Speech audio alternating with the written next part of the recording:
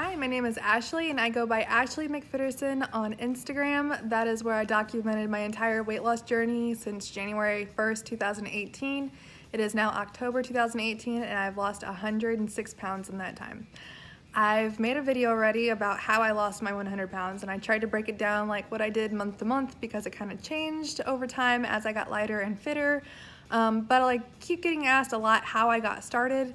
I thought that maybe it would be helpful to kind of tell you where I was at in my life before I was finally able to commit for good. Because if you're like me, you've probably tried a million times already and haven't been able to commit more than a couple of months, a couple of weeks, sometimes a couple of hours. So yeah, last year I'd finally decided that I was tired of being almost 300 pounds. I was tired of being in pain constantly. I had developed arthritis in my spine, and just picking up the floor or doing my dishes or playing with my children was excruciating. Just sleeping hurt. Everything in my life hurt. So on top of that, I had developed pre-diabetes, and I was having blood sugar crashes constantly throughout the day. And then I would feel like I needed to eat till I felt better because I knew my blood sugar was low, but then I would overeat and the cycle would just start over again. So I was spending all day up and down, and I felt nauseous and sick and had stomach aches all the time, and I just couldn't even go out and enjoy my husband or my family without knowing that I was going to feel sick afterwards. Not fun. So I was going to do the sleeve gastrectomy. I was so excited. I was already seeing a surgeon, and then suddenly my insurance changed. It was no longer a financial option for us to go through with it. And I was devastated. I was so sad. I was heartbroken. I knew that there was just no way I was going to be able to do this. I tried so many times before and I kept failing, and I couldn't do it anymore. I was so close to just giving up on everything. Luckily, I had 3 little girls who needed me to stick around, and I wasn't about to let them down. So I took to the internet trying to find some sort of solution, because surely there is some answer on the internet that I can find, because the internet's got everything, right? In my search, I looked up what diet has the fastest results, and I saw keto. Well, I had tried keto a few times before with no long-term success because I couldn't give up carbs. I kept trying, but then every weekend the first weekend that would come around and I'd have, my cheat Sunday, I would never be able to get back on board on Monday. I would fall into this whole sugar binge for an entire week or 2 weeks or another month after 1 week of keto. So I knew that was going to be a problem for me, but I knew that I had to figure out how to stick to it. So then I took to YouTube and I found some amazing YouTubers. I found Giovanna Fitz, and I found Jordan Shrinks, and I found Fat Girl Fed Up. And I watched those 3 girls' videos on repeat for a month. I'm not even joking. I used to do my dishes while listening to them talk in the background about how they managed to lose weight. Man, they were just so inspiring. I was so excited because the more I listened to them, the more I started to see that they were just normal women. They were nothing. Okay, they're awesome, so don't get me wrong, but they weren't paying for fitness trainers. They weren't paid celebrities. They didn't have anything that I didn't have. There was no reason that they could do it and I shouldn't be able to. Watching them made me feel confident that I would be able to do this too. I just had to figure out how, if that makes sense. It's possible, you just gotta figure out what works for you. So I kept watching them, and eventually I followed them over to Instagram. I've never been an Instagrammer. I didn't even know how to use Instagram. I think I even had to I had an Instagram account, but it had 2 pictures on it from 2015 or something. Yeah, so I made a new weight loss account, Ashley McPherson, and I followed Giovanna Fit, Jordan Shrinks, and Fat Girl Fed Up. And from there I found an entire weight loss community that I didn't know even existed. It was mind-blowing. It was like having a support group in your back pocket. Anytime I was thinking about eating off plan, I could just pull out my phone and look at these people who are out there just killing it. They're slaying it. They're hitting goals. They're going to the gym. And it would be so inspiring and so motivating that suddenly those Pop-Tarts that I wanted just didn't sound as good anymore. So yeah, that was amazing. And then also, all three of those women, they do Diet Bet. And I'm like, what's this Diet Bet? What's this, guys? Is this a reason why you guys are so successful? Like, how do I get in on this? And so I found the app, and what it is you bet $30 on yourself that you can lose 4% of your body weight in 4 weeks. So when I started in January, I was 280 pounds, and I think 4% of my weight was something like 12 or 13 pounds, 11, something like that, a little bit over 10 pounds. And I ended up losing 23 pounds that first month. Like, it was just the craziest thing.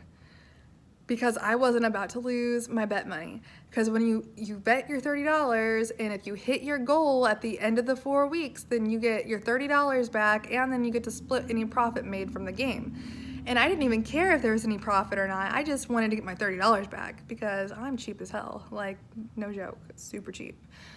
And I ended up winning an extra $20. So, like, hello, I'm a stay-at-home mom, so if I can make 20 bucks, then yeah, I'm gonna make 20 bucks. That's awesome. So I kept doing them after that too. And it turned out to be a really huge thing for me because I hated to lose money. I see value in $30 and I don't want to lose it. Also, like, if I would eat off plan, and before I would just kind of like trail off into cheat week or a few days, I had a reason to get back on plan. I didn't want to lose my money. Like, it wasn't worth it. And also it set goals for me that were obtainable so that I wasn't constantly focused on the fact that I wanted to lose 130 pounds. Like, that is so overwhelming to say to yourself, yeah, you lost 20 pounds, but you still have 110 left to go. Don't do that to yourself. Don't. I ended up setting, like, I saw how helpful it was my first month. So I started setting goal weights of every 5-pound increments. So my goals were 180, 175, 170, 169, 165. Like, I kid you not, I was constantly celebrating that I had gotten to a new goal weight. And that was so incredibly helpful for me because I wasn't so upset that I still had so much left to go. And before, I used to always feel that way, like, oh, okay, great, you lost 40 or 50 pounds, which is amazing, but you still have almost 100 left to go. You're not even halfway there yet. That kind of negative talk will get you into the kitchen faster than anything else. It really will, because it starts to feel so unobtainable, unreachable, like so far off. Like, what, you've done all of this and you're not even halfway to your goal? Like, no, don't do that to yourself. Every 5 pounds is worth celebrating. Every 10 pounds is amazing. Some people, you know, even the smaller, like, okay, if they only have to lose 30 pounds total, maybe they should be celebrating every 3 pounds.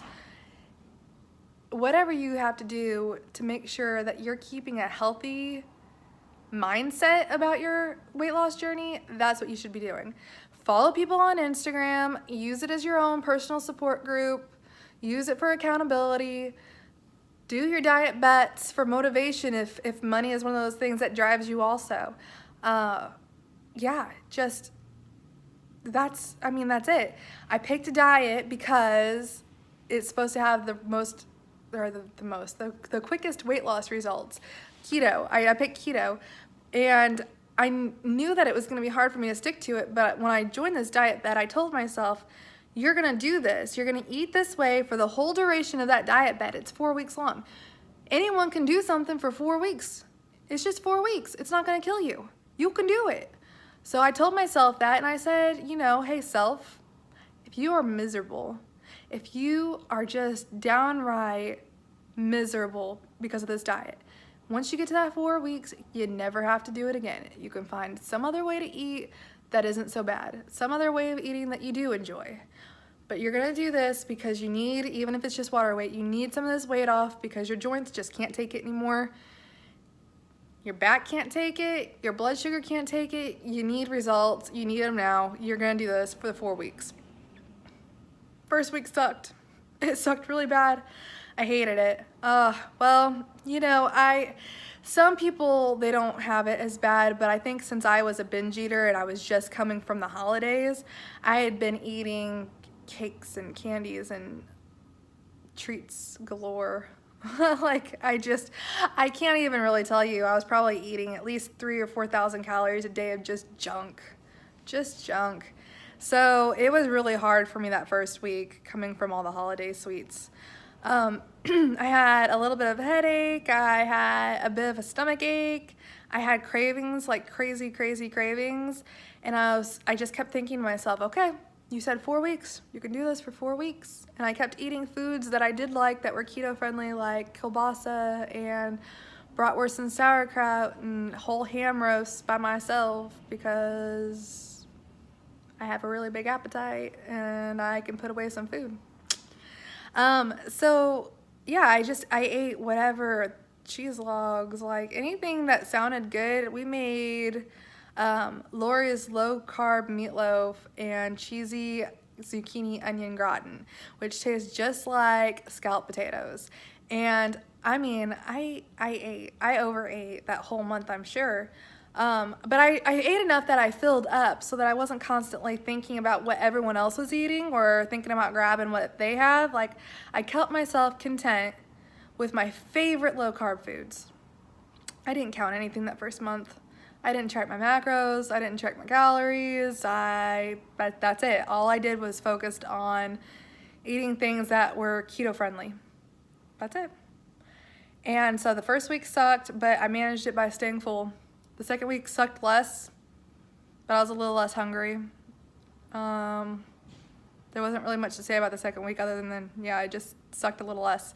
And then the third week, something magical happened, and suddenly I had energy for days. I had so much energy that I almost couldn't sleep, which is nuts because I have 3 kids, and that's just unheard of. And then the fourth week comes, and suddenly I'm not hungry anymore. Like, I have to remind myself that I haven't eaten yet. Like, that doesn't, when you're coming from 300 plus pounds, the likelihood that you forget to eat is probably fairly low. Like, I know some people have some metabolic disorders and they don't actually eat that much, but they're 300 pounds. That was not my case. My case was I ate large quantities of food constantly. And so forgetting to eat was amazing. I remember the first time that it was like lunch and I'm like, oh, I haven't had anything yet to eat. Wait, what? Girl, you haven't eaten yet? Who are you? So I weighed in for my diet bed at the end of the 4 weeks, and to win my diet bed, I needed to lose 4% of my body weight, and I was 280 when I started, and I think I needed to lose like 12 or 13 pounds. I ended up losing 23 pounds. It was crazy. It was crazy. So I started off saying that I just needed to do my diet bet with my keto. That's how I was going to stick to it because I didn't want to lose my money. It was only for 4 weeks. That was going to be my motivation to stick to keto. And at the end of the 4 weeks, I loved it. I was sold. I had less backaches. I had more energy. I didn't have my blood sugar roller coaster anymore. In fact, I had my A1C checked just a couple months into keto, and I was already not pre-diabetic anymore. I had gone from 5.4 to 3.2. If you know anything about A1C, that's like an amazing drop in such a short amount of time. So yeah, that was it. So then there I am. That's how I started. I started by following people on YouTube. Oh, no. I started by picking what diet I wanted to do, finding people who had accomplished the goals that I wanted, developed the belief that I can do it too, that I wasn't any different than them, follow them over to Instagram, where I found an amazing support group, basically an online support group that I could keep in my pocket, which eventually turned into accountability, which eventually turned into I want to be there to help inspire and motivate others because I got so much of that from it when I was starting, and the diet bet. And all of that wrapped up together has created the success that I've had, the 100 pounds down, and oh man, I think I lost the 100 pounds in 8 months. And then I've only lost 6 pounds in the last 2 months, but that's because I'm now focused on other things than just weight loss. I'm working on building muscle. So I mean, yeah, it's just set some goals and then find the tools that you need to help you stay on track to reach them. You can do this. I am no different than you. I have failed a million times. I just needed to try 1,000,001 to get to that one time that worked for me. If you need any support, come find me on Instagram. I swear I will talk you up. I will help you out. DM me. I will chat with you. I talk to everyone. I will help you. I will, you know what? If I can't help, I can at least listen, because sometimes that's really all the help that you need.